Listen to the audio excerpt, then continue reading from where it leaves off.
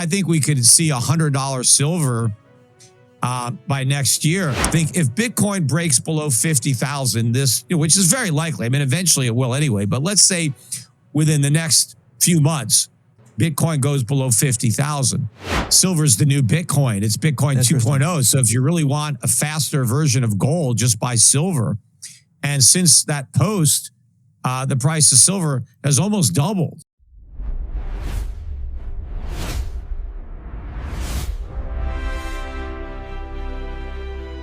Let me ask you this about silver real quick, because we're on silver for a second. I think I've heard you talk about this. Do you think there's a cabal that is controlling or manipulating the price of silver right now? No, I think there have been a lot of shorts in silver. I don't think there's some kind of cabal of short sellers that secretly meet.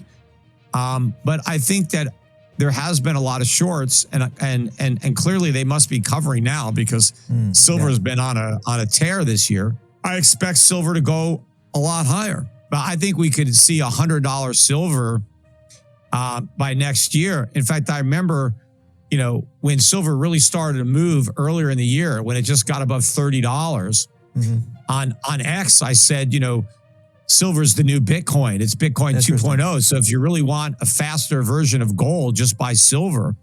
And since that post, the price of silver has almost doubled just since that post. We're up 72%. Whereas the price of Bitcoin's gone down. In August right now. Yeah, 72%. Yeah, Bitcoin's gone down. Bitcoin is more than 40% below. This is in terms of gold. It's even worse in terms of silver. I think it's more than 50% down. But Bitcoin is more than 40% lower than it was. This is the moment most investors miss. Silver is quietly doing what Bitcoin promised. Real gains, real scarcity, real demand. If this breakdown is helping you see the market more clearly, hit the like button and subscribe, because what's coming next could change how you think about money entirely.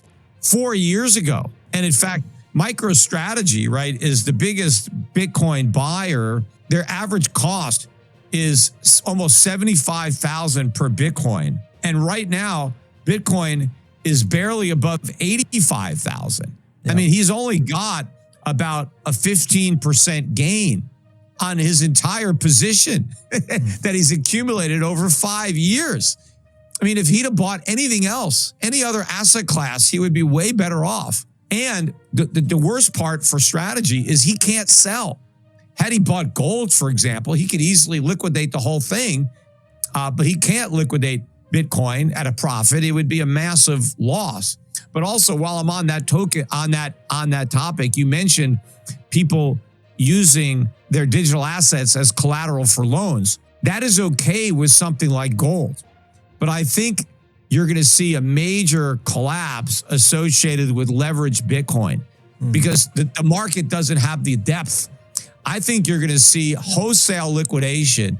I think if Bitcoin breaks below 50,000, which is very likely. I mean, eventually it will anyway. But let's say within the next few months, Bitcoin goes below 50,000. I think it's going to trigger a lot of forced liquidations because I think a lot of the Bitcoin loans were taken out with Bitcoin above 100,000. And I think the point at which they get liquidated is probably a 50% decline. The Bitcoin holders aren't going to have a choice. Their Bitcoin's just going to get sold into the market at 50,000. It could go to 30,000 or 20,000 in a heartbeat. Peter, let's talk about going, because obviously the market now evolving into a tokenized market. You guys, of course, are building a tokenized gold. And you think about where all of this could take you. Why are you guys not more bullish on Ethereum with the potential of tokenization and it being able to grow at scale? Yeah, well, I mean, Ethereum has some value, right? Unlike Bitcoin, that really doesn't have any. But Ethereum has some value.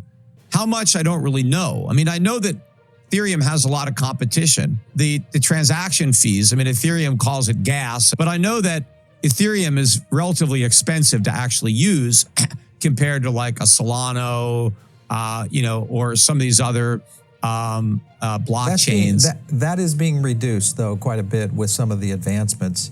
Now, in Schiff Gold, is that going to be on ETH? Yeah, well, I mean, what I would like the token to be, because we don't even have it yet, but I'd like a chain agnostic kind of coin where the same coin can move around various blockchains depending on the preference of the user.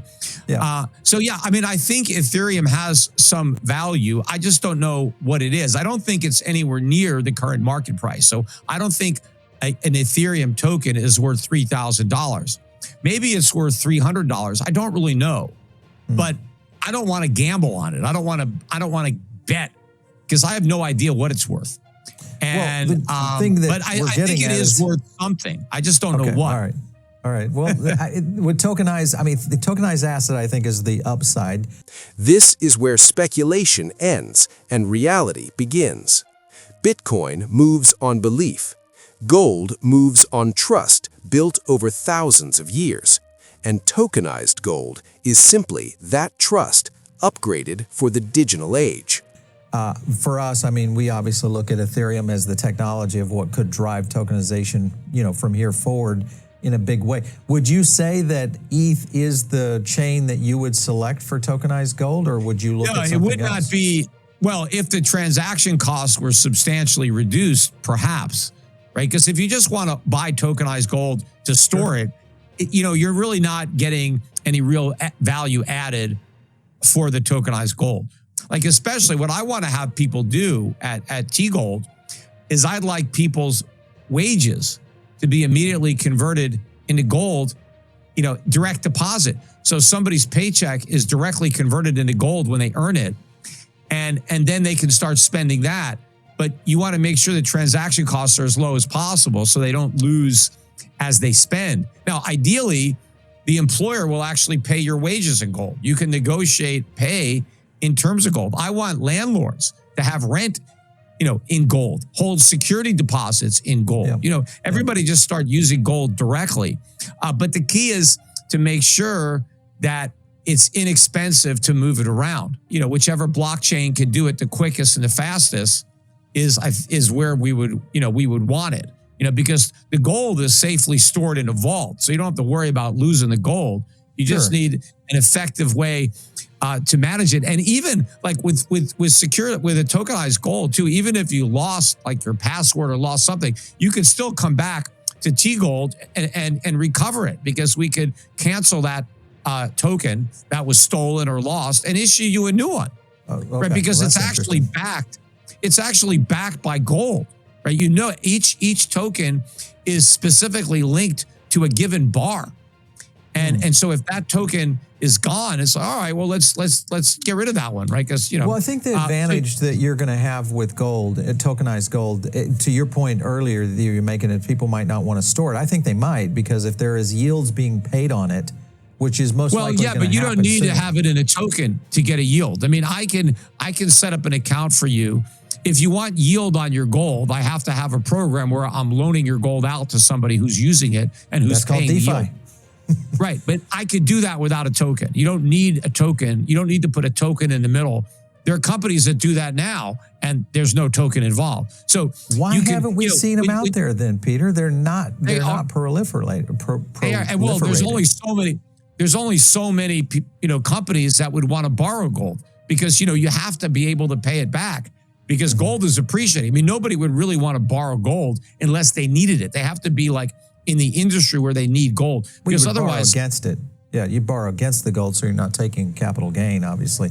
That's the thing I'm looking at. The gold notes are denominated in gold. So I loan somebody an ounce of gold, they have to pay me back an ounce of gold. Now that could be a very expensive loan if you don't have the gold in some way covered, because gold could double. Who the hell wants to pay back twice what they borrowed? So, but I think right now, the reason that everybody wants to talk about tokenization is because that's what's sexy in the market right now. That's what raises capital. That's what gets people greedy, is to be so that's where, people. Here's the uncomfortable truth. Most tokenized assets today are built on hype, but tokenized gold isn't chasing a trend. It's preparing for a world that no longer trusts paper promises. Are talking about utilizing tokens where the value add is not really there. The value is just in the hype. in how much money you can raise as a business because you're claiming you're going to be tokenizing stuff, right? That's what gets people excited and they want to put the money in. But No, all this hot money is going to get lost, going to get burned.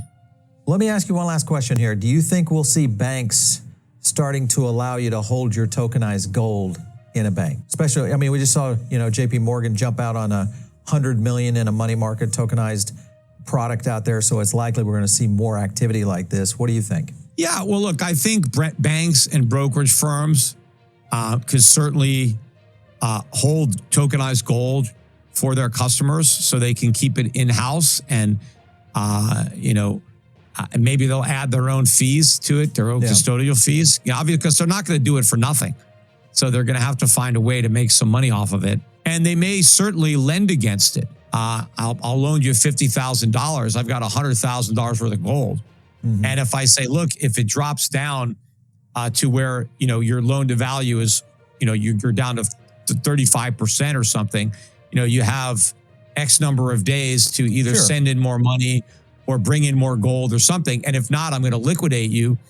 I'm not going to lose any money on that. I mean, I can liquidate that gold and I've covered everything. Yeah. Whereas with Bitcoin, it's the lenders could lose a lot of money because the market could implode on them before they have a chance to sell. Well, listen, there's going to be a lot of things happening, I think, very soon in the idea of tokenized gold going forward. We're going to be watching what you guys are doing for sure, Peter. So thanks so much for coming in on the show today. I appreciate it. Oh, thanks for having me on. My pleasure. You bet.